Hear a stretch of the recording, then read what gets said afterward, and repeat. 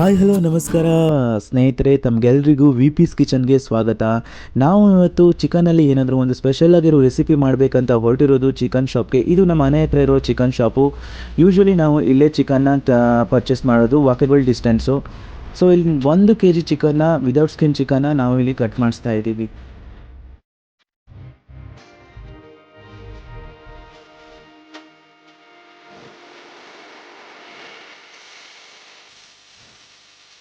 ತಂದಿರೋ ಚಿಕನ್ನ ತೊಳಿತಾ ಇದ್ದೀವಿ. ಚೆನ್ನಾಗಿ ವಾಶ್ ಮಾಡಿಕೊಂಡು ಒಂದು ಕಡೆ ಎತ್ತಿಟ್ಕೊಳ್ಬೇಕು. ಚಿಕನ್ನಲ್ಲಿ ಏನು ಮಾಡಬೇಕು ಅಂತ ಯೋಚನೆ ಮಾಡ್ತಿರುವಾಗ ಟಕ್ಕಂತ ನಮ್ಮ ಮೈಂಡಿಗೆ ಬಂದಿರೋದು ಸಿಂಪಲ್ಲಾಗಿ ಮನೆ ಇಂಗ್ರೀಡಿಯೆಂಟ್ಸ್ನ ಯೂಸ್ ಮಾಡಿಕೊಂಡು ಚಾಪ್ಸ್ ಮಾಡೋಣ ಅಂತ. ಸೊ ಚಾಪ್ಸ್ಗೆ ಏನೆಲ್ಲ ಇಂಗ್ರೀಡಿಯೆಂಟ್ಸ್ ಯೂಸ್ ಮಾಡ್ತೀವಿ ಅಂತ ನೋಡೋಣ ಬನ್ನಿ. ಮೊದಲಿಗೆ 1 ಕಪ್ ಆಗುವಷ್ಟು ಕೊಬ್ಬರಿ ತುರಿಯನ್ನು ತೊಗೊಂಡಿದ್ದೀವಿ. ಹಾಗೆ ಕೊತ್ತಂಬರಿ ಸೊಪ್ಪು ಮತ್ತು ಪುದೀನ ಸೊಪ್ಪು 1 ಹಿಡಿ ಆಗುವಷ್ಟು ತೊಗೊಂಡಿದ್ದೀವಿ. ಆಮೇಲೆ ಸ್ಪೈಸಸ್ನ ಯಾವುದೆಲ್ಲ ತೊಗೊಂಡಿದ್ದೀವಿ ಅಂದರೆ ಗ್ರೀನ್ ಚಿಲ್ಲಿ 8ರಿಂದ 10, ನಿಮ್ಮ ಖಾರಕ್ಕೆ ಎಷ್ಟು ಬೇಕು ಅಷ್ಟು ತೊಗೊಳ್ಳಿ. ಆಮೇಲೆ ಶುಂಠಿ, ಬೆಳ್ಳುಳ್ಳಿ, ಚಕ್ಕೆ, ಲವಂಗನ್ನು ತೊಗೊಂಡಿದ್ದೀವಿ. ನಿಮ್ಮ ಗಾತ್ರದ ಈರುಳ್ಳಿಯನ್ನು ಕಟ್ ಮಾಡಿ ಇಟ್ಕೊಂಡಿದ್ದೀವಿ. ಈ ಎಲ್ಲ ಸ್ಪೈಸಸ್ನ ಮೊದಲು ಎಣ್ಣೆಯಲ್ಲಿ ಹುರ್ಕೊಂಡು ನಂತರ ನೀವು ಗ್ರೈಂಡ್ ಮಾಡ್ಕೊಬೇಕು. ಯಾಕಂದರೆ ಎಣ್ಣೆಯಲ್ಲಿ ಹುರಿದು ನಾವು ಮಾಡೋದ್ರಿಂದ ಇದರ ಟೇಸ್ಟ್ ಚೆನ್ನಾಗಿ ಆಗುತ್ತೆ. ಒಬ್ಬೊಬ್ರು ಏನು ಮಾಡ್ತಾರೆ ಅಂದರೆ ಡೈರೆಕ್ಟಾಗಿ ಮಿಕ್ಸಿಯಲ್ಲಿ ಆಡಿಸ್ಕೊತಾರೆ. ಮೊದಲನೇದಾಗಿ ನಾವು ಇಲ್ಲಿ ಈರುಳ್ಳಿಯನ್ನು ಹಾಕ್ಕೊಂಡು ಚೆನ್ನಾಗಿ ಅದು ಕಂದು ಬಣ್ಣ ಬರೋ ತನಕ ಫ್ರೈ ಮಾಡ್ಕೊತಾ ಇದ್ದೀವಿ. ಅದಾದ ನಂತರ ಇದಕ್ಕೆ ಉಳಿದ ಎಲ್ಲ ಸ್ಪೈಸಸ್ನ ಹಾಕಿ ಚೆನ್ನಾಗಿ ಫ್ರೈ ಮಾಡಿಕೊಂಡು ಒಂದು ಕನ್ಸಿಸ್ಟೆನ್ಸಿ ಬರೋ ತನಕ ಫ್ರೈ ಮಾಡ್ಕೊಬೇಕು.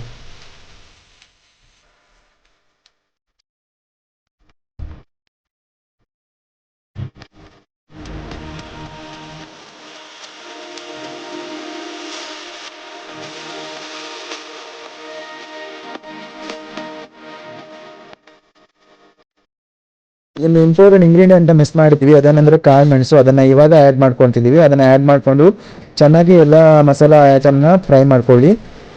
ಫ್ರೈ ಮಾಡ್ಕೊಂಡು ಇದಕ್ಕೆ ಲಾಸ್ಟ್ ಕೊನೆಯದಾಗಿ ಕೊಬ್ಬರಿ ತುರಿಯನ್ನು ಆ್ಯಡ್ ಮಾಡ್ಕೊತಾ ಇದ್ದೀವಿ. ಕೊಬ್ಬರಿ ತುರಿ ಆ್ಯಡ್ ಮಾಡಿಕೊಂಡು ಚೆನ್ನಾಗಿ ಫ್ರೈ ಮಾಡಿಕೊಂಡು ಇದನ್ನು ಡೈರೆಕ್ಟಾಗಿ ಮಿಕ್ಸಿ ಜಾರ್ಗೆ ಸರ್ವ್ ಮಾಡಬೇಡಿ, ಯಾಕಂದರೆ ತುಂಬ ಬಿಸಿಯಾಗಿರುತ್ತೆ. ಸೊ ತಣ್ಣಗಾದ್ಮೇಲೆ ಮಿಕ್ಸಿ ಜಾರ್ಗೆ ಸರ್ವ್ ಮಾಡಿ. ಫ್ರೈ ಮಾಡಿಟ್ಕೊಂಡಿರುವ ಮಸಾಲವನ್ನು ನಾನು ಇಲ್ಲಿ ಮಿಕ್ಸಿ ಜಾರ್ಗೆ ಆ್ಯಡ್ ಮಾಡ್ಕೊತಾ ಇದ್ದೀನಿ. ಇದು ತಣ್ಣಗಾದ್ಮೇಲೆ ಆ್ಯಡ್ ಮಾಡ್ಕೊತಾ ಇದ್ದೀನಿ. ಅದನ್ನು ಫೈನ್ ಪೇಸ್ಟ್ ಮಾಡಿಕೊಂಡು ಒಂದು ಕಡೆ ಎತ್ತಿಟ್ಕೊಳ್ಳಿ.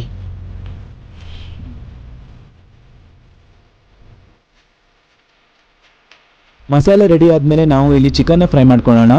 ಚಿಕನ್ ಫ್ರೈ ಮಾಡ್ಕೊಳ್ಳೋಕ್ಕೆ ನಾವು ಬಾಣಲೆ ಬಿಸಿ ಆದಾಗ ಅದಕ್ಕೆ 2 to 3 ಟೇಬಲ್ ಸ್ಪೂನ್ ಆಫ್ ಆಯಿಲ್ನ ಆ್ಯಡ್ ಮಾಡಿ ಕರಿ ಲೀವ್ಸ್ನ ಆ್ಯಡ್ ಮಾಡ್ಕೋಬೇಕು. ಅದಾದ ನಂತರ ಈರುಳ್ಳಿನ ಆ್ಯಡ್ ಮಾಡಿಕೊಂಡು ಚೆನ್ನಾಗಿ ಫ್ರೈ ಮಾಡಿಕೊಂಡು ನಂತರದಲ್ಲಿ ತೊಳೆದಿಟ್ಕೊಂಡಿರುವಂಥ ಚಿಕನ್ನ ಆ್ಯಡ್ ಮಾಡಿಕೊಂಡು ಮೀಡಿಯಂ ಫ್ಲೇಮ್ನಲ್ಲಿ 5 to 10 ಮಿನಿಟ್ಸ್ನ ಚಿಕನ್ನ ಬೇಯೋ ತನಕ ಬಿಟ್ಬಿಡಿ. ಚಿಕನ್ ಬೆಂದ ತಕ್ಷಣ ಆಲ್ರೆಡಿ ರುಬ್ಬಿಟ್ಕೊಂಡಿರುವಂಥ ಮಸಾಲಾನ ಆ್ಯಡ್ ಮಾಡಿಕೊಂಡು ರುಚಿಗೆ ತಕ್ಕಷ್ಟು ಉಪ್ಪು ಹಾಕಿ ಮೀಡಿಯಂ ಫ್ಲೇಮ್ನಲ್ಲಿ 5 to 10 ಮಿನಿಟ್ಸು ಚಿಕನ್ನ ಬೇಯಿಸ್ಕೋಬೇಕು.